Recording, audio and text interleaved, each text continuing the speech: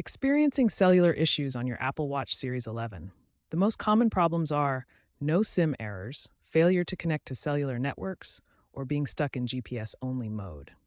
Since the Series 11 uses an eSIM instead of a physical SIM card, the first step is to ensure your eSIM is properly activated.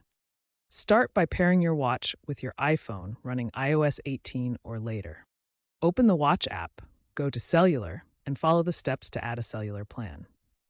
If you see a no SIM message, try resetting your network settings on the watch by going to Settings, General, Reset, Reset Network Settings. For many users, the issue is solved with these simple steps. If basic troubleshooting didn't resolve the issue, it might be carrier-related. Ensure you have a compatible cellular plan, such as AT&T's Watch Plan or Verizon's Connected Device Plan. Contact your carrier to confirm that your eSIM is correctly provisioned and associated with your Apple Watch. You might need to have them wipe and re-provision the eSIM.